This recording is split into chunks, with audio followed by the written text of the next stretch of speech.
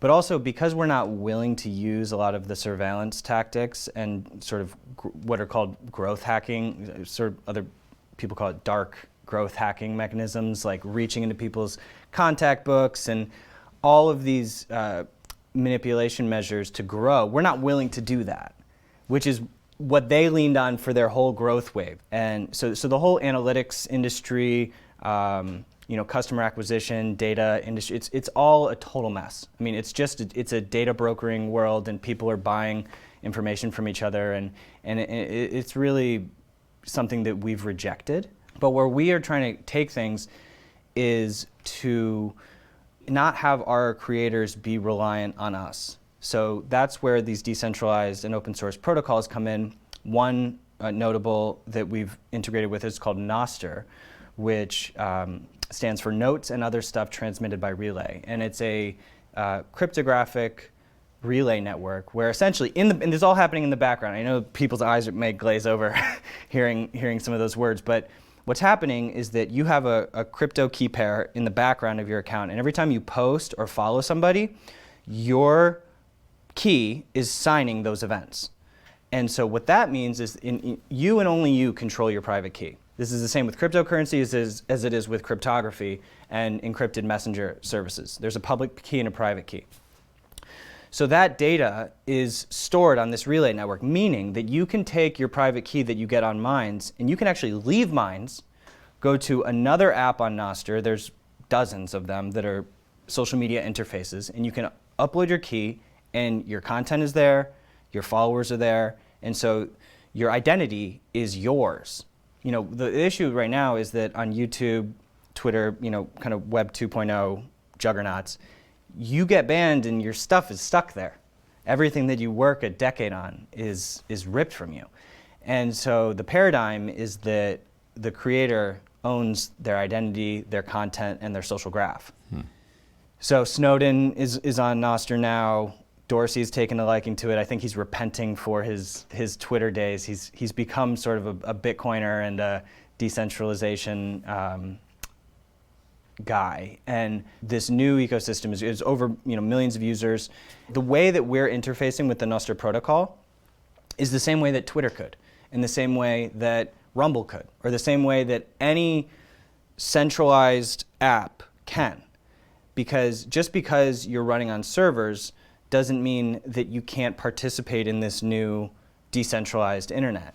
And I think the momentum is totally unstoppable, because at the end of the day, it creates a more resilient network that can't get taken down. It's censorship resistant. It actually takes liability away from the platform because the content is unleashed on the world. It's like torrents. I mean, torrents have been around for decades, and we all know what they did with the music industry.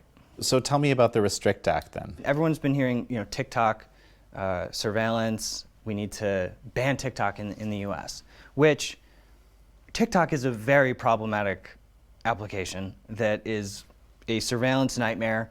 It is clearly, sending information to China that is a national security threat, probably legitimately.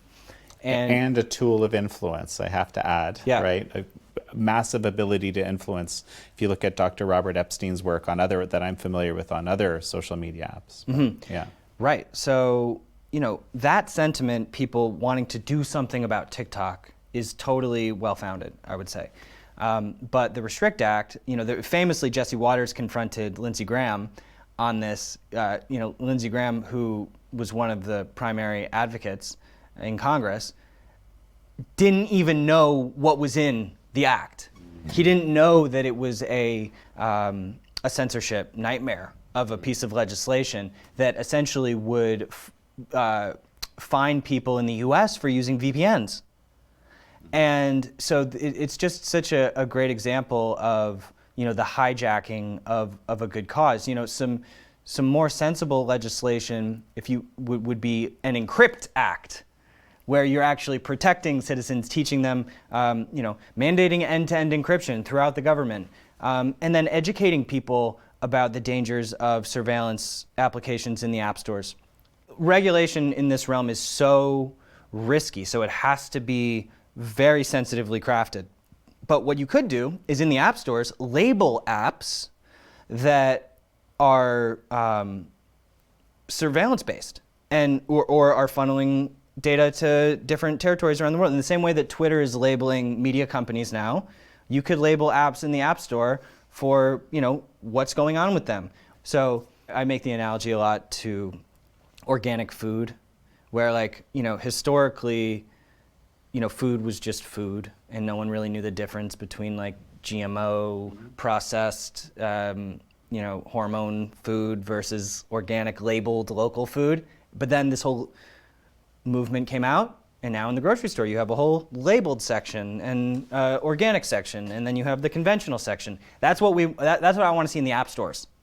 In the app stores, you go in and you have sort of a labeling infrastructure where you can see what apps are doing what to you. It is like food. I mean, our phones are like extensions of us. They basically are having a biological impact, and they're, with Neuralink and all of these advances, soon they're going to be in people's eyeballs. We're entering that sort of transhuman reality. And so we need to be even more cognizant of, nanotechnology, nanobots, in vaccines. Everything is becoming digitized, and it's going to be interfacing with us on a more intimate level, which makes the urgency to understand the nature of the software that we're injecting into ourselves, it's that much more critical.